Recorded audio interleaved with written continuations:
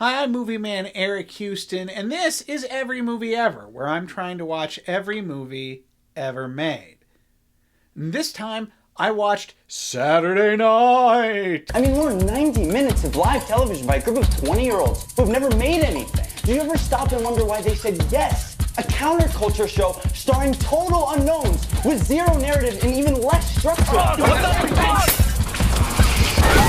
This is the recent, biopic, I guess, about the making of the very first episode of Saturday Night Live.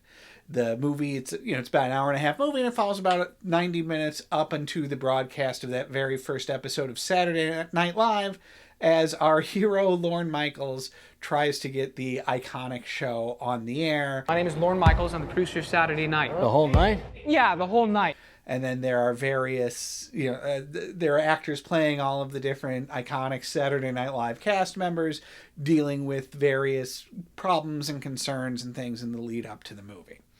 The movie's directed by Jason Reitman. He's the son of director Ivan Reitman, who famously directed movies like Ghostbusters and knew a lot of these guys, was friends with a lot of these guys.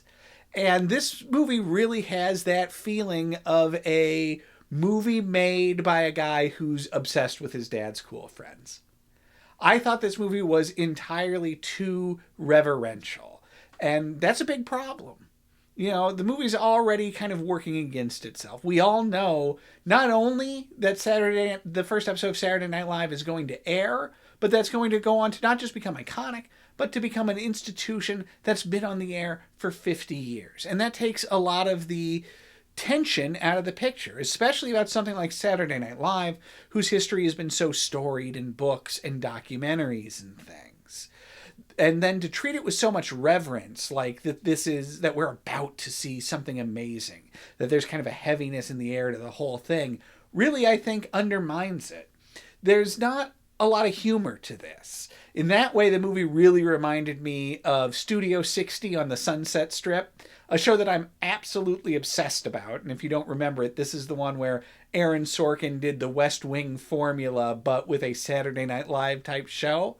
And of course, the problem with that show was there were never any jokes in it. It was all like deadly serious. It would be about like kidnapping plots and things like that while they were trying to make a comedy show. You know who did the best frat humor of all time? Rudy Valley. Groucho Marx. It was W.S. Gilbert. It'd be the very model of a modern network TV show. Or the same with Sorkin's recent Being the Ricardos, where it's like a deadly serious and reverential take on making I Love Lucy. You think we're saying Ricky's stupid? I think you're saying the audience is. Well, same problem here. And that really didn't work for me, nor did following Lorne Michaels as the hero, because let's face it, we're talking about an enormously successful multi-millionaire at the start of his career. I just don't care, especially since I know he's going to be successful. Now, that's not to say that there's nothing of any value here. A lot of the cast, most of the cast, are doing great jobs, and very few of them are falling into just doing impersonations. If I had to call out anybody in particular, I would say that Lamorne Morris, who is playing Garrett Morris here, I don't believe they're any relation, is doing the best job, and is particularly doing a good job of not just trying to impersonate Garrett Morris or be evocative of him, but kind of doing his own thing in a way that I think makes the character of Garrett Morris come more alive than, a well-studied impersonation of him would. I'm just here to play the butler, the shoe shine guy, and the pimp. Think you seem a little nice for a pimp? You're a little pretty for a comedian. Well, cheers to staying out of the spotlight. Ladies and gentlemen, your host, George Carlin. Lamorne Morris is definitely for me, definitely the high point of this movie, and I enjoyed all of his scenes. And I also came away from it feeling, too, that that might have helped the movie, too. To streamline it, to narrow it, to follow on just one member of the cast in the lead up to this.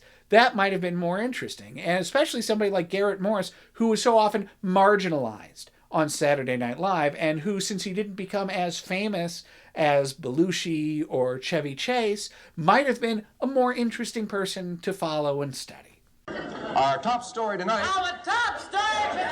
Bellissimo Francisco Franco is still dead. Is still dead.